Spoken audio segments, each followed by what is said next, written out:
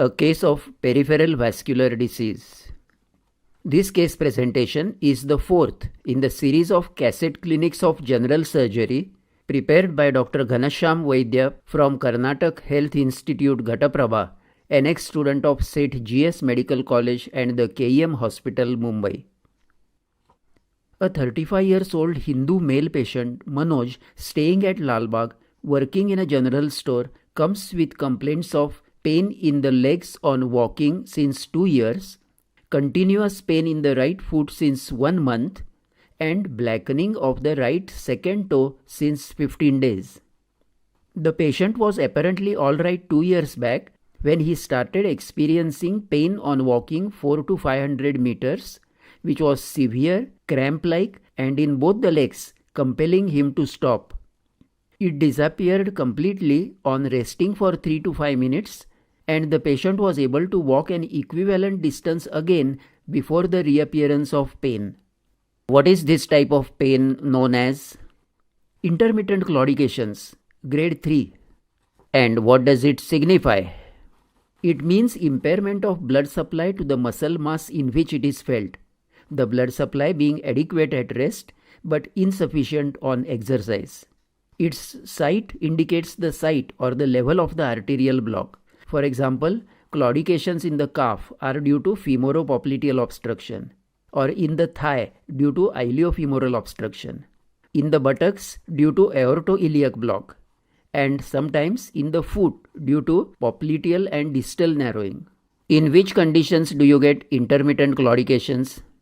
Sir, in Berger's disease, that is thromboangiitis obliterans, and in atherosclerotic narrowing. The pain originating from the lumbar spinal roots due to conditions like disc prolapse sometimes very closely mimics intermittent claudications but is differentiated by the effect of rest. The spinal pain takes 20 to 30 minutes to subside after rest, whereas true vascular claudications always disappear within 5 minutes. Proceed. The claudication distance has diminished gradually over the past 2 years, and at present it is 25 to 30 meters. No history of similar pain in the thighs and buttocks. What is claudication distance? It is the distance which the patient can walk on a plane surface at normal walking speed before the appearance of claudications. What is the significance of claudication distance? It is a good index of severity of arterial obstruction. Claudication distance depends on the available blood supply, depending on the site and extent of the arterial obstruction, and the state of collateral circulation. It also depends on the general health of the patient, atmospheric temperature, and effort involved, that is the speed of walking and the surface, whether it is plane, uphill or downhill. How else can you grade intermittent claudications? If the pain compels the patient to stop, grade 3. If the patient can continue to walk in spite of the pain, grade 2. And if the pain passes off on continued walking, grade 1. Why in mild degrees of claudications does the pain pass off on continued walking?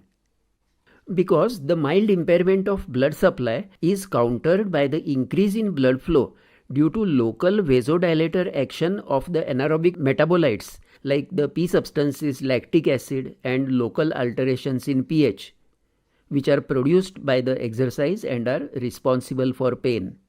How will you symptomatically treat intermittent claudications? Advise the patient to walk at a slower pace, raise the heels of the shoes by 5 to 10 millimeters, change of occupation to a more sedentary job involving less walking, that is walking within the limits of the claudication distance, long-term alpha-tocopherol or vitamin E therapy, and analgesics. If the pain is very severe and uncontrollable, Achilles tenotomy or division of the nerves to gastrocnemius and soleus will convert a painful walk into a painless shuffle. And what about the role of lumbar sympathectomy? No role at all. In fact, intermittent claudications will be worsened by the lumbar sympathectomy as it diverts the blood supply to the skin at the cost of muscle blood supply. Since last 1 month, he has continuous pain in the right foot, which is severe, continuous, interferes with sleep, not relieved by analgesics, and partially relieved by hanging the legs by the side of the cot.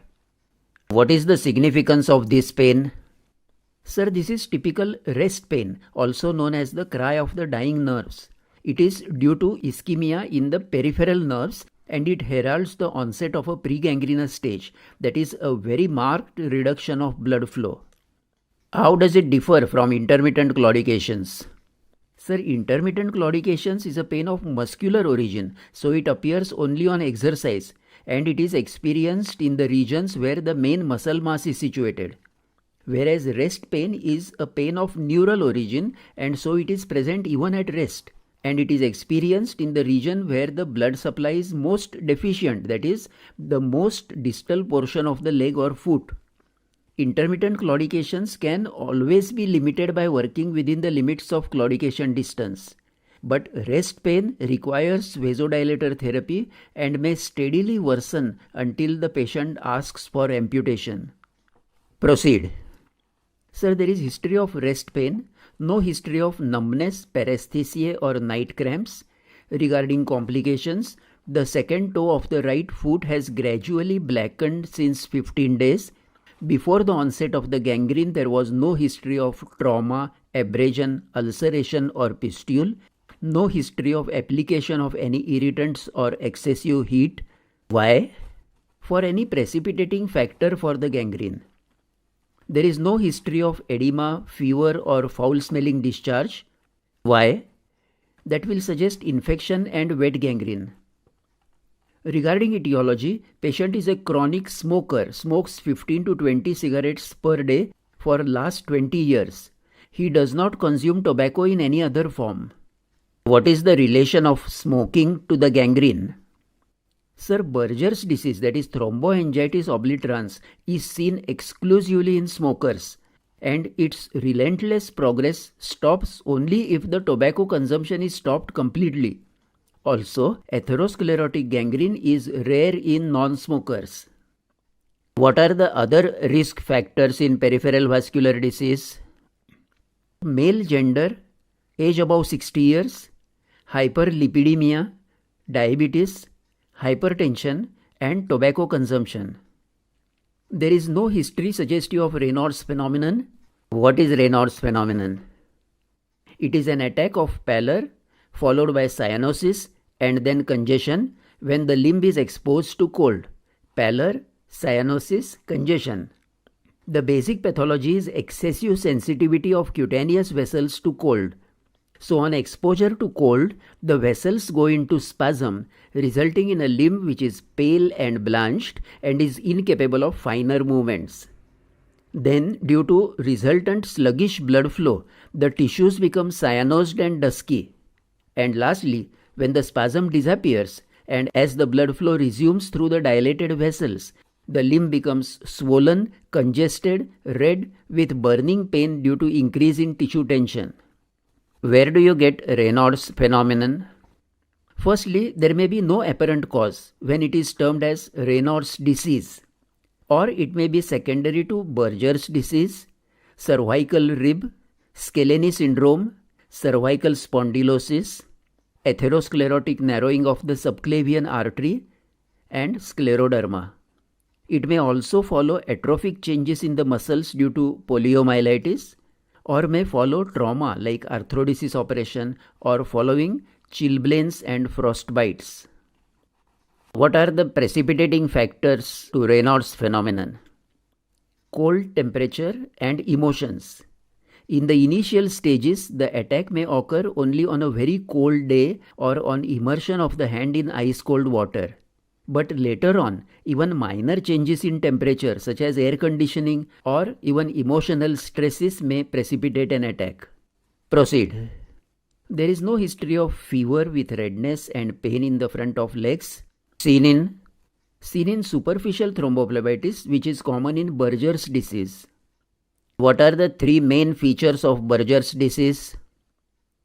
Occlusion of small and medium-sized arteries, thrombophlebitis of superficial and deep veins, and Raynaud's phenomenon. What causes are you mainly thinking of as the etiology of this dry gangrene? Sir, Berger's disease and atherosclerotic gangrene. Is there any history suggestive of atherosclerosis? No, sir. No history of chest pain on exertion or anginal pain. No history of giddiness, syncopal attacks or stroke. There is no history of exposure to venereal diseases and sore on penis. No history of polyuria, polydipsia, not a known diabetic or hypertensive. No history of taking ergots for headache. Which ergot? Ergotamine in the treatment of migraine, and in females ergometrin in the treatment of postpartum hemorrhage. There is no history of working with vibrating machines. Regarding treatment taken, no history of taking any drugs other than analgesics for the present complaints. No history of any surgery on the legs or abdomen. What surgery could have been done on the abdomen in relation to the present pathology? Sir, lumbar sympathectomy or aorto-iliofemoral bypass operation. Family history is not contributory. Patient is married with 2 children. No history of impotency. Why did you ask about impotency? Firstly, for Leriche syndrome, that is block at aorto-iliac bifurcation. Secondly, patient with rest pain and gangrene is very likely to undergo lumbar sympathectomy subsequently. So his marital status and potency must be known before commencing the surgery. How can lumbar sympathectomy cause impotency? This can occur on removal of the first lumbar sympathetic ganglion on both sides, which results in sterility and sometimes impotency. Sterility is due to loss of tone of internal sphincter at the time of ejaculation with resultant retrograde ejaculation into the bladder. And impotency can sometimes occur due to increased tone in the rest of the sympathetic system with vasoconstriction of the arteries to penis and impaired erection. Okay, proceed with the local examination. On local examination, on inspection, the second toe shows black discoloration and shriveled up mummified appearance extending up to the proximal interphalangeal joint, where it ends into a zone of hyperemia and normal looking skin. There is no ulceration or discharge. What do you think it is? Sir, a dry gangrene of the second toe. What is a gangrene? Sir, gangrene implies death of macroscopic portions of tissues with putrefaction superadded. And if there is no putrefaction, then the dead tissue is termed as slough. What is slough? Slough is a dead piece of soft tissue not yet separated from the living tissues. And what is the cause of the black discoloration? It is due to the breakdown of blood cells in the dying tissues and formation of iron sulfide from the hemoglobin, which gives dark brown, bluish black or black discoloration. And what does the band of hyperemia indicate? It demarcates the line of junction between the dead and the truly viable tissues and is known as the line of demarcation. On the surface, it is seen as a zone of hyperemia and hyperesthesia. Are you happy that there is this line of demarcation? Yes, sir, because formation of line of demarcation means that the blood supply to the proximal skin is adequate for survival and proximal spread of the gangrene will not occur. It also helps in natural amputation of the gangrenous part by the process of aseptic ulceration. How does this line of demarcation form? Body responds to the death of the tissues by formation of granulation tissue. The granulations extend into the dying tissues till the point where they can receive no nourishment. This is followed by formation of a clear-cut final line of demarcation and ulceration which separates the gangrenous part from the body. During the process, the blood supply is always better closer to the bone than at the skin. So more length of the bone and deeper tissues is preserved than the skin, leaving behind a conical stump. In which conditions do you get a poorly marked line of demarcation? Sir, in wet gangrene, that is infective and venous gangrenes.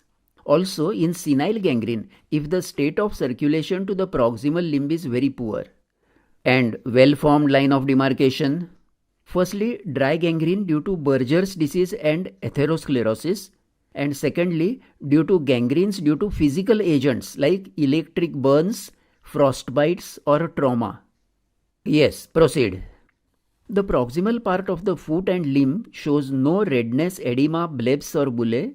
no erosions, ulcerations, scars or sinuses. What are you looking for?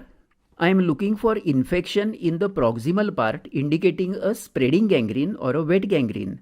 Erosions and ulcerations may also be a part of the ischemic changes which are commonly seen over the heel, malleoli, head of the fifth metatarsal, tips of the toes and in between the toes. What are the causes of wet gangrene? Infective gangrene, venous gangrene and diabetic gangrene. Is diabetic gangrene always wet? No sir, it is usually a wet gangrene because uncontrolled diabetes and infection go hand in hand. But if the atherosclerotic component of diabetes is predominant and infection is well controlled, then dry gangrene can occur. Which gangrene has a better prognosis, dry gangrene or wet gangrene?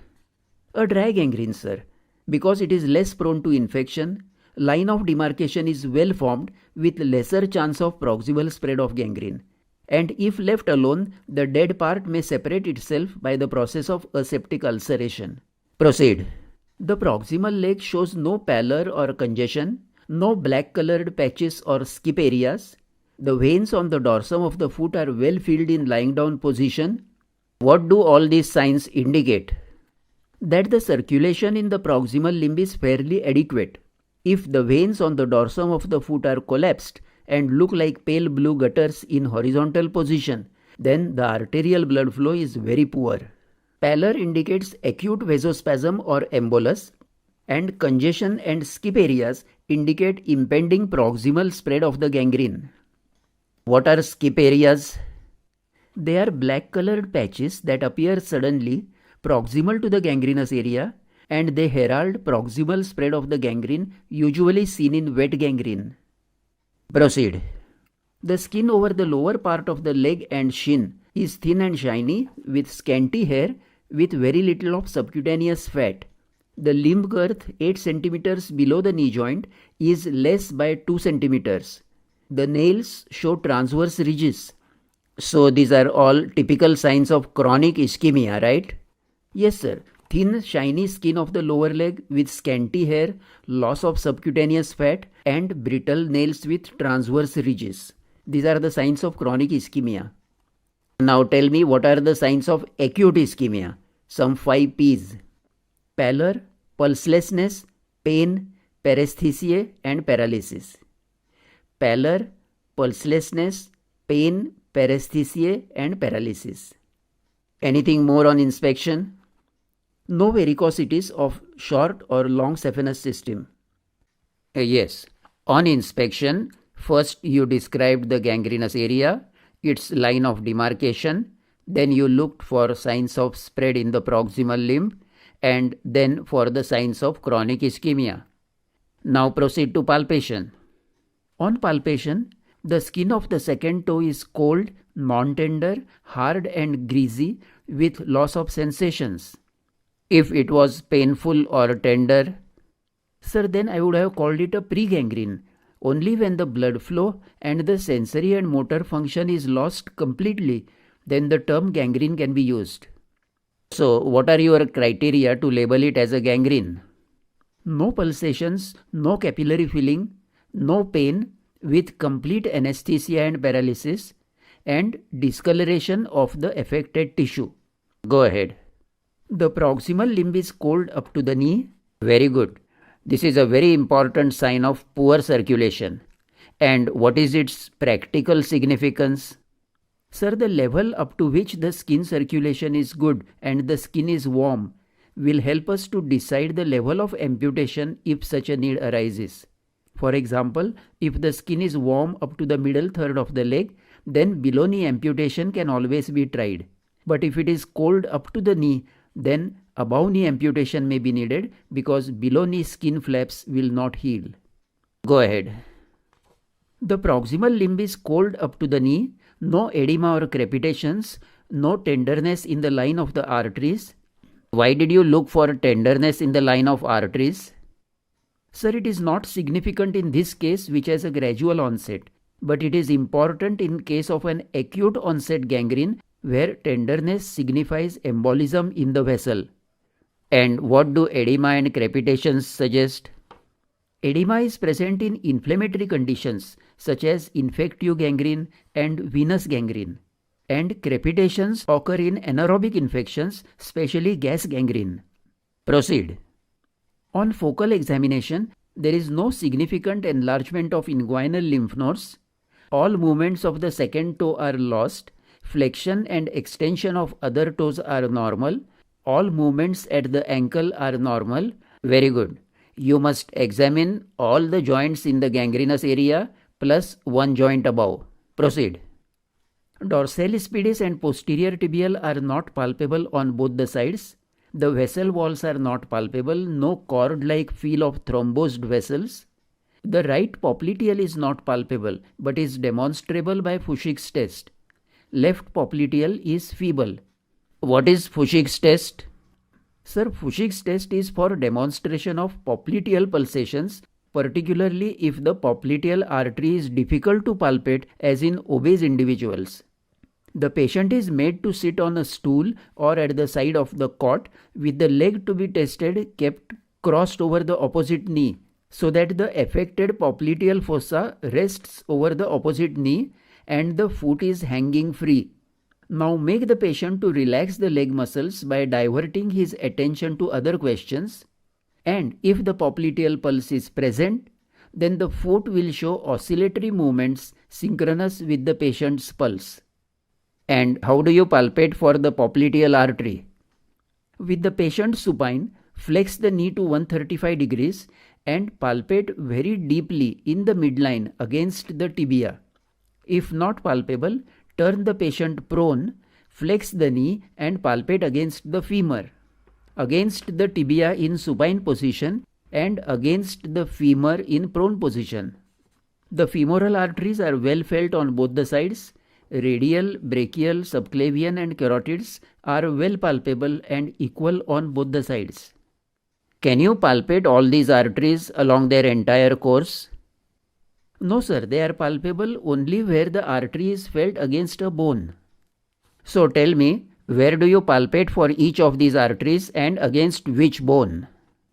Sir, dorsalis pedis at the proximal end of first metatarsal space, just lateral to the tendon of extensor hallucis longus, against the head of the first metatarsal and the navicular bone.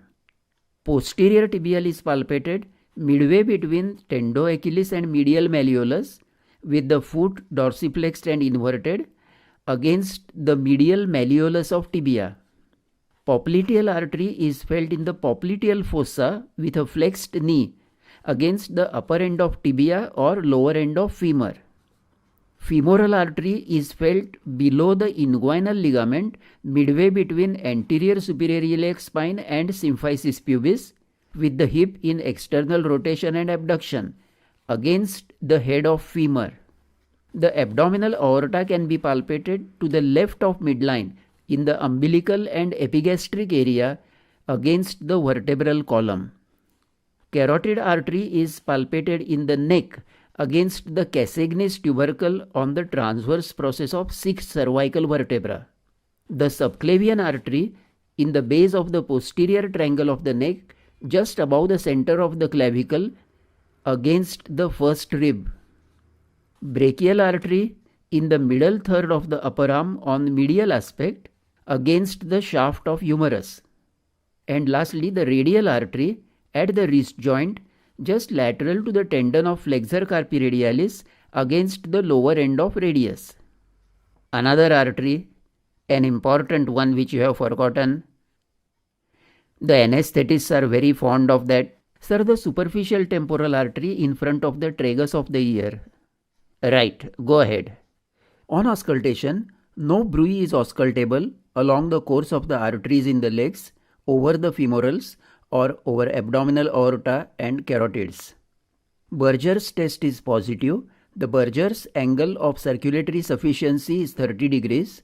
How did you perform the Berger's test? I asked the patient to lie supine on his back, lifted his leg straight without flexing the knee, supported the leg, and asked him to flex and extend the toes and feet for 2 to 3 minutes or till he felt mild fatigue. The sole showed marked pallor, indicating that the arterial blood supply is poor.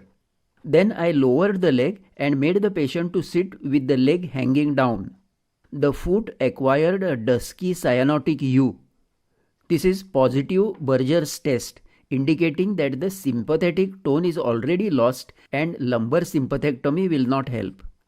The minimum angle at which such pallor appears is termed as the Berger's angle of circulatory sufficiency, and this angle is another clinical measure of the severity of arterial obstruction. Which are the ways to judge clinically the degree of arterial obstruction? Claudication distance, ankle systolic blood pressure, level of palpable pulses, and Berger's angle of circulatory sufficiency. What is your diagnosis? My diagnosis is dry gangrene of the right second toe with a developing line of demarcation due to peripheral vascular disease of distal type, probably thromboangiitis obliterans. Dry gangrene of right second toe with a developing line of demarcation due to peripheral vascular disease of distal type, probably thromboangiitis obliterans. What will you do for this patient? Sir, I will admit the patient. Why admit? To ensure rest, to speed up the investigations, and for intravenous vasodilators and antibiotics, followed by surgery if necessary. Which investigations will you ask for? Local swab for smear culture and antibiotic sensitivity, blood for hemogram, ESR, blood sugar fasting postprandial and HbA1c, blood urea and serum creatinine, liver function tests, and lipid profile. ECG for IHD due to atherosclerosis, X-ray of the chest for atherosclerotic calcifications in the aorta, tuberculosis, and evidence of other diseases due to smoking like chronic bronchitis. Then the specific investigations to demonstrate the state of circulation and state of vasculature in the lower limbs. The color Doppler study of the leg arteries for blood flow and obstruction, impedance and volume plethysmography, 133 xenon clearance studies, and if clinical examination suggests that the block is proximal in the femoral or iliac arteries or aorta, then invasive investigations like arteriography or CT or MR angiography should be carried out. How do you perform the arteriography? The arterial cannula is inserted through the femoral artery of the unaffected side, and if both legs are severely affected, then through the axillary artery or by translumbar approach to the aorta. Why? Because the spasm induced by the puncture of femoral artery may precipitate the onset of a gangrene in a severely affected limb. So the puncture of the affected femoral artery should always be avoided. The arteriography tells us the exact site of the block, the extent of the block, whether it extends into the smaller branches, then the state of collateral circulation, that is, if the state of collateral circulation is bad, then the need for bypass surgery is more evident. Then the distal runoff in the distal segment of the main artery, because the distal segment of the artery must be patent for a bypass surgery. And the nature of the block, abrupt block in an embolus or thrombus, irregular narrowing in atherosclerosis, and corkscrew appearance in Berger's disease. To summarize, arteriography tells the site of the block, extent of the block, state of collateral circulation, distal runoff, and nature of the block. Is arteriography indicated in this case? No sir, since the popliteal artery pulsations are demonstrable clinically, the block is distal to the popliteal artery and hence arteriography is not indicated. Lastly, the investigation to differentiate between vasospastic and vasoocclusive diseases, the lumbar sympathetic block. It will assess preoperatively the benefit that is likely to result from surgical sympathectomy. What conservative line of treatment will you advise? The conservative treatment can be described in three parts: advice to the patient, local treatment and care, and vasodilator drugs with SOS lumbar sympathectomy. The advice given is stop smoking, No tobacco should be consumed in any form whatsoever. Reduce weight and improve general fitness with exercises. Locally, use padded soft canvas shoes with thick absorbent socks. Take care to protect the legs from any injury. Take extreme care while trimming the nails. And if an ulcer or gangrene be present, clean the part daily. Keep it dry with antibiotic or talcum powder. The dressing should be dry and fixed by a bandage, and no sticking plaster should be applied to the skin directly. Intravenous vasodilator therapy consists of 12-hourly drip of low molecular weight dextran with complamina, that is xanthine nicotinate, and heparin. Lomodex reduces viscosity of blood, improves peripheral tissue perfusion, prevents sludging of red cells in the peripheral vessels. Xanthine nicotinate is vasodilator to the vessels of the skin and subcutaneous tissues. And heparin prevents thrombosis in the vessels in the pregangrenous area. Oral vasodilator drugs like silastazole and pentoxifylline are also given. Tell me, what is the role of surgery in peripheral vascular disease? Firstly, lumbar sympathectomy. It improves the cutaneous blood supply by diverting the flow from muscles to the skin. There is no significant increase in the total blood flow to the limb. So, the rest pain is reduced. It limits the proximal spread of the gangrene. It helps in the healing of ulcers and operation wounds, thus better survival of skin flaps after amputation, and allows more conservative amputations. The second form of surgery is amputation. In a dry gangrene with a well-formed line of demarcation, we should not hurry. Allow the gangrene to separate by a natural process of aseptic ulceration, and the process may only be hastened by separating the toe by cutting through the black area. Because if the area proximal to the line of demarcation is cut, the gangrene may spread proximally, as the surgical trauma will increase the local demand for blood supply, which cannot be fulfilled. But if the gangrene is spreading, or if the rest pain is very severe, amputation is indicated. There is no role for conservative amputation, and the ideal level for amputation in peripheral vascular disease is above knee. Trial can be given for below knee amputation if popliteal pulse is palpable and if the skin below the knee is warm. Good, that's enough. Thank you, sir.